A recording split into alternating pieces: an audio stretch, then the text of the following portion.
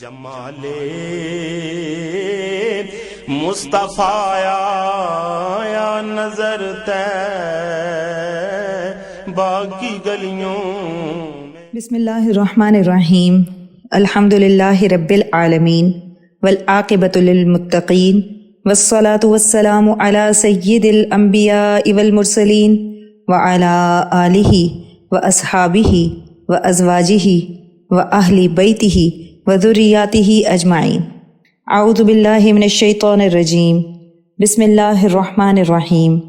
ان اللہ وملائکتہ یصلون علی النبی یا ایہا الذین آمنوا صلوا علیہ وسلموا تسلیما۔ اللہم صل علی محمد النبی الامی وعلی آلہ وسلم۔ بسم اللہ الرحمن الرحیم۔ رب اشرح لی صدری ویسر لی امری واحلل عقدۃ من لسانی یفقہوا قولی۔ بسم اللہ الرحمن الرحیم۔ وقل جاء الحق وزہق الباطل ان الباطل کان زہوقا۔ آج ہم اپنے درس نمبر 53 کا بقیہ حصہ پڑھیں گے۔ کل ہم نے رسول اللہ صلی اللہ علیہ وسلم کے چچا حضرت عباس رضی اللہ تعالیٰ عنہ کا معاملہ پڑھا۔ اس کے علاوہ حضرت عباس رضی اللہ تعالیٰ عنہ اور نوفل بن حارثہ کے فدیے کے بارے میں پڑھا۔ آج ہم اس سے آگے پڑھیں گے۔ آئیے آغاز کرتے ہیں۔ بسم اللہ الرحمن الرحیم۔ نیکسٹ ہیڈنگ ہے ہماری ولید ابن ولید کی رہائی اور اسلام۔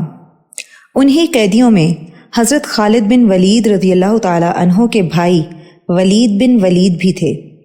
ان کو ان کے بھائی حشام اور خالد بن ولید رضی اللہ تعالی عنہ نے رہا کروایا تھا۔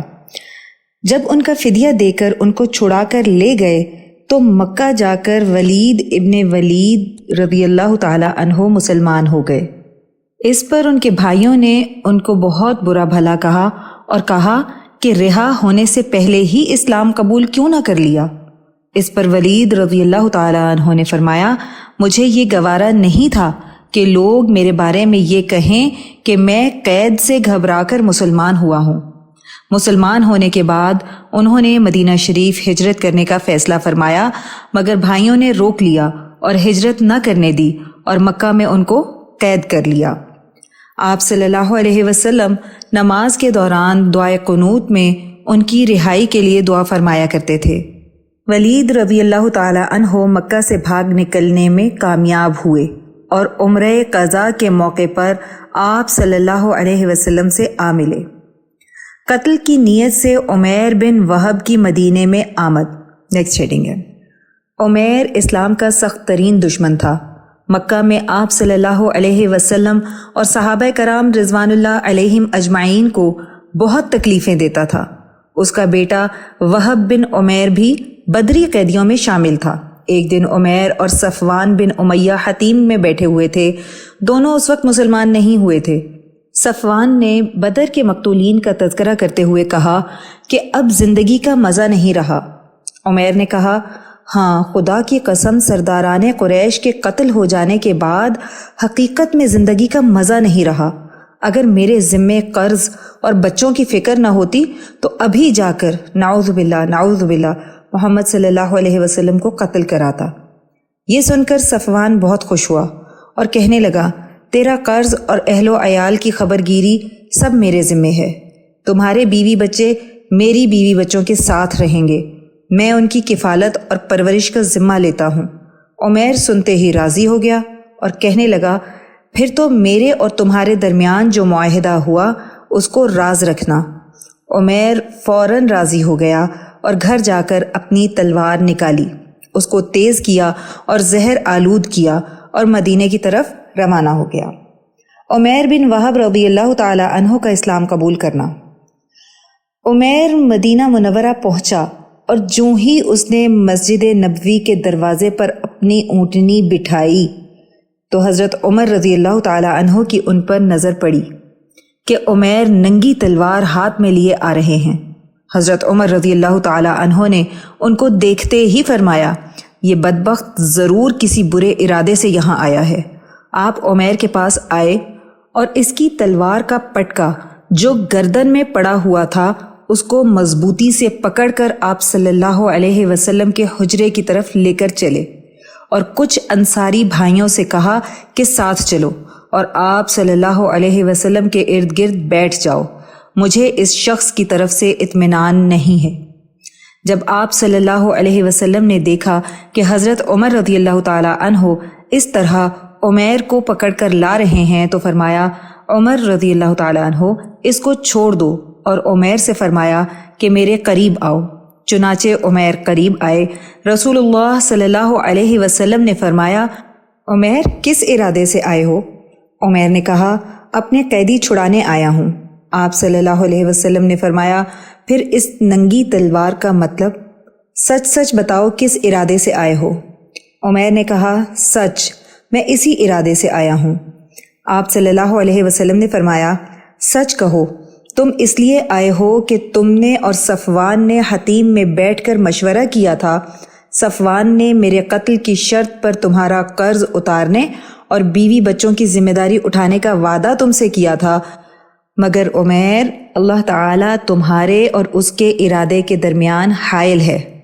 عمیر ہکا بکا کھڑا یہ بات سن رہا تھا، فوراً سے بول اٹھا، اشہد انک رسول اللہ، میں گواہی دیتا ہوں کہ بے شک آپ اللہ کے رسول ہیں۔ اس واقعے کا سوائے میرے اور صفوان کے کسی کو علم نہ تھا، پس اللہ ہی نے آپ کو اس کی خبر دی، پس میں اللہ اور اس کے رسول صلی اللہ علیہ وسلم پر ایمان لایا۔ رسول اللہ صلی اللہ علیہ وسلم نے صحابہ رضی اللہ عنہم سے فرمایا، اپنے بھائی کو دین کی باتیں سمجھاؤ اور قرآن پڑھاؤ اور اس کے قیدی کو چھوڑ دو۔ اس وقت قیدی ان کے حوالے کر دیا گیا، اور پھر حضرت عمیر رضی اللہ تعالیٰ عنہ نے عرض کیا، یا رسول اللہ صلی اللہ علیہ وسلم، میں ہر وقت اس کوشش میں لگا رہتا تھا کہ اللہ کے نور کو بجھا دوں، اور جو لوگ اللہ کے دین کو قبول کر چکے ہیں ان کو زبردست تکلیفیں دوں۔ اب میری آپ سے درخواست ہے کہ مجھے مکہ جانے کی اجازت عنایت فرمائیں، تاکہ وہاں جا کر مکہ والوں کو اللہ کی طرف بلاؤں اور اسلام کی دعوت دوں۔ ممکن ہے اللہ ان کو ہدایت دے، ورنہ پھر ان کو ان کی بت پرستی کی بنا پر اس طرح تکلیفیں پہنچاؤں گا جیسے میں اسلام کی وجہ سے آپ صلی اللہ علیہ وسلم کے صحابہ رضی اللہ عنہم کو تکلیفیں پہنچاتا رہا ہوں۔ آپ صلی اللہ علیہ وسلم نے ان کو مکہ جانے کی اجازت عطا فرما دی۔ مکہ جاتے ہی ان کے بیٹے وہب نے بھی اسلام قبول کر لیا رضی اللہ تعالی عنہ۔ ادھر صفوان عمیر رضی اللہ تعالی عنہ کے مکہ سے روانہ ہونے کے بعد لوگوں سے کہتا پھر رہا تھا، اے لوگو، میں تمہیں چند دن میں ایسی بشارت سناؤں گا جو تم کو بدر کا صدمہ بھلا دے گی۔ اور صفوان ہر آنے والے سے عمیر رضی اللہ تعالی عنہ کے بارے میں پوچھتا رہتا۔ آخر ایک سوار مکہ پہنچا، اس نے صفوان کو عمیر رضی اللہ تعالی عنہ کے اسلام لانے کی خبر دی۔ صفوان نے یہ خبر سن کر قسم کھائی کہ کبھی عمیر رضی اللہ تعالی عنہ سے بات نہ کروں گا اور اپنی ذات سے عمیر کو کوئی نفع نہ پہنچنے دوں گا۔ حضرت عمیر رضی اللہ تعالی عنہ مکہ آتے ہی اسلام کی دعوت میں مصروف ہو گئے۔ سب سے پہلے اپنے گھر والوں کو اسلام کی دعوت دی، پھر اہل مکہ کو۔ حضرت عمیر رضی اللہ تعالی عنہ کی وجہ سے بہت سے لوگ مسلمان ہوئے۔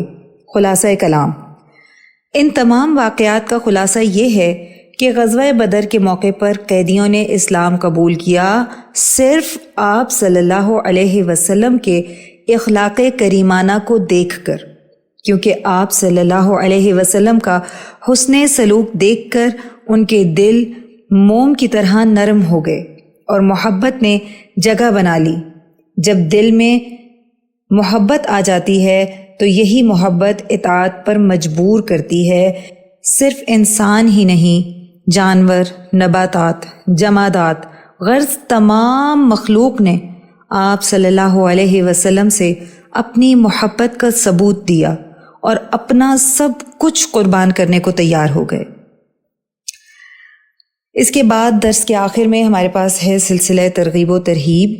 اس کا عنوان ہے براق کا رسول اللہ صلی اللہ علیہ وسلم سے عشق۔ سفر ہجرت سے پہلے کا واقعہ ہے جب محبوب صلی اللہ علیہ وسلم کو معراج پر لے جایا گیا، آپ صلی اللہ علیہ وسلم آرام فرما رہے تھے، ادھر آسمانوں کو دلہن کی طرح سجایا جا رہا تھا۔ رب کریم نے حضرت جبرائیل علیہ السلام کو مخاطب کر کے فرمایا، اے جبرائیل، میں اپنے محبوب صلی اللہ علیہ وسلم سے ملنے کا مشتاق ہوں، جنت میں جا کر براق کو لے آؤ اور عرض سے محبوب صلی اللہ علیہ وسلم کو لے آؤ۔ سید الملائکہ حضرت جبرائیل علیہ السلام جب بہشت میں تشریف لے گئے، دیکھا کہ جنت کے مرغزاروں میں 40,000 براق چر رہے ہیں اور ہر ایک کی پیشانی پر محمد صلی اللہ علیہ وسلم کا اسم مبارک چمک رہا تھا۔ ان 40,000 براق میں سے ایک براق غمگین حالت میں الگ تھلگ کونے میں سر جھکائے آنسوؤں کے دریا بہا رہا تھا۔ کھانے پینے سے کوئی رغبت نہیں تھی۔ جبرائیل امین اس کے پاس گئے اور پوچھا، یہ کیا حال بنا رکھا ہے؟ براق نے جواب دیا، اے جبرائیل علیہ الصلاۃ والسلام، 40,000 سال کا عرصہ گزارا، میں نے اللہ کے محبوب صلی اللہ علیہ وسلم کا اسم گرامی سنا تھا۔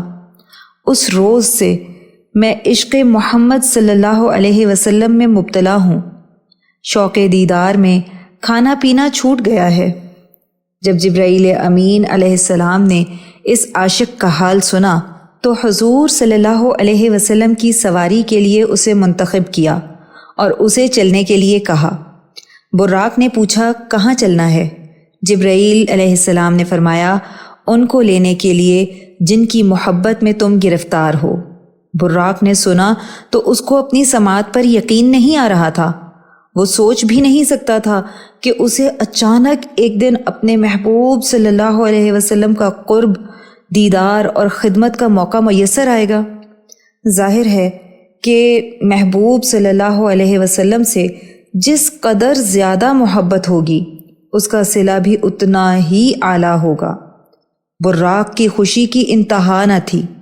7 آسمانوں سے سدرۃ المنتہا کے ماوراء تک آپ صلی اللہ علیہ وسلم کو لے جانے کے لیے جس آسمانی سواری کی ضرورت تھی وہ براق ہی ہو سکتا تھا۔ چنانچہ جب جبرائیل علیہ السلام مع براق بارگاہ رسالت صلی اللہ علیہ وسلم میں حاضر ہوئے تو آپ صلی اللہ علیہ وسلم آرام فرما رہے تھے۔ جبرائیل علیہ السلام نے پاؤں مبارک کو کافوری لبوں سے بوسہ دیا تو ان کی ٹھنڈک سے آپ صلی اللہ علیہ وسلم نے اپنی سرمگی آنکھیں کھولیں۔ جبرائیل علیہ السلام سلام عرض کرنے لگے، اے اللہ کے محبوب صلی اللہ علیہ وسلم، اللہ تعالی آپ سے ملاقات کا شوق رکھتے ہیں۔ جب آپ صلی اللہ علیہ وسلم باہر تشریف لائے تو سامنے براق کھڑا تھا، جن کے عشق اور شوق دیدار میں وہ 40,000 سال سے ماہی بے آب کی طرح تڑپ رہا تھا۔ جب اس نے محبوب صلی اللہ علیہ وسلم کو اپنے سامنے پایا تو فرتے جذبات سے آنسو جاری ہو گئے۔ جب آپ صلی اللہ علیہ وسلم سوار ہونے لگے تو براق نے شوخی دکھائی تو جبرائیل علیہ السلام نے سرزنش کی اور فرمایا، اے براق، کیا تو نہیں جانتا کہ تجھ پر کون سوار ہو رہا ہے؟ 18,000 عالم کے سردار اور سرور کونین صلی اللہ علیہ وسلم سوار ہیں۔ براق عرض کرنے لگا، اے وحی الہی کے امین، مجھ پر سختی نہ کیجیے، میں حاجت مند ہوں اور محبوب صلی اللہ علیہ وسلم سے میری التماس ہے۔ آپ صلی اللہ علیہ وسلم نے جب براق کی التجا سنی تو فرمایا کہ بتاؤ کیا حاجت ہے؟ براق نے عرض کیا، یا رسول اللہ صلی اللہ علیہ وسلم، آج رات میں سعادت وصال سے مشرف ہوا ہوں۔ کل قیامت میں تو آپ کے لیے ان گنت براق سواری کے لیے حاضر ہوں گے۔ ایسا نہ ہو کہ آپ صلی اللہ علیہ وسلم مجھ سے صرف نظر فرما کر ان کی طرف ملتفت ہو جائیں۔ یا رسول اللہ صلی اللہ علیہ وسلم، مجھ میں اب اس بات کی طاقت نہیں کہ آخرت میں آپ کی جدائی برداشت کر سکوں۔ میری درخواست قبول فرمائیے، بعد ازاں میری رکاب پر قدم مبارک رکھیں۔ حضور صلی اللہ علیہ وسلم نے براق کی عشق و محبت میں ڈوبی التجا کو سنا تو فرمایا، مطمئن رہو، یوم قیامت تجھ پر ہی سواری کروں گا۔ اللہ اکبر و کبیرہ۔ یہاں ہمارا درس نمبر 53 مکمل ہو گیا۔ آئیے دعا کر لیتے ہیں۔ اللہم صلی علی محمد النبی الامی وعلی آلہ وسلم۔ اے اللہ، ہماری اس کاوش کو قبول فرمائیں اور اس کو ہماری بخشش کا ذریعہ بنا دیں۔ یا اللہ، اس کو قیامت تک امت کے لیے ہدایت اور عشق نبی صلی اللہ علیہ وسلم کا ذریعہ بنا دیں۔ اے اللہ، جو کچھ پڑھا سنا اس کا ثواب سب سے پہلے نبی کریم صلی اللہ علیہ وسلم کو تحفتاً ہدیتاً نذرانتاً محبتاً عقیدتاً پیش کرتے ہیں، قبول و منظور فرما لیں۔ نبی کریم صلی اللہ علیہ وسلم کی برکت سے اس کا ثواب تمام انبیاء کرام، خلفائے راشدین، امہات المؤمنین، اہل بیت اطہار، صحابہ کرام، صحابیات، اولیاء اللہ، شہداء، صدیقین، صالحین، مؤمنین، مؤمنات، مسلمین، مسلمات کو پیش کرتے ہیں، قبول و منظور فرما لیں۔ الہی، اس کا ثواب سلسلہ قاسمیہ، عزیزیہ، نقشبندیہ کے تمام بزرگان، بالخصوص شیخ الاولیاء حضرت مولانا مہر محمد صاحب رحمۃ اللہ علیہ، شیخ الحدیث حضرت مولانا عبدالحکیم صاحب رحمۃ اللہ علیہ، اور شیخ الاسلام حضرت مولانا محمد عبدالعلیم قاسمی صاحب رحمۃ اللہ علیہ کو پہنچا دیں، اور ہمارے بزرگان کے درجات کو اور بھی زیادہ بلند فرما دیں، اور اپنے پاس تمام اولیاء کرام میں ان کو اعلیٰ ترین مقام عطا فرما دیں۔ یا اللہ، ہمارے مرشد کرامی حضرت شیخ عزیز القاسمی حکیمی مہروی نقشبندی مجددی دامت برکاتہم العالیہ پر اپنا خاص فضل اور خانقاہ اور مدرسے پر اپنا خصوصی کرم فرما دیں، اور انہیں امت کے لیے ہدایت و شفا کا ذریعہ بنا دیں۔ آمین بحرمت سید المرسلین صلی اللہ علیہ وسلم۔ سبحان ربک رب العزت عما یصفون وسلام علی المرسلین والحمد للہ رب العالمین۔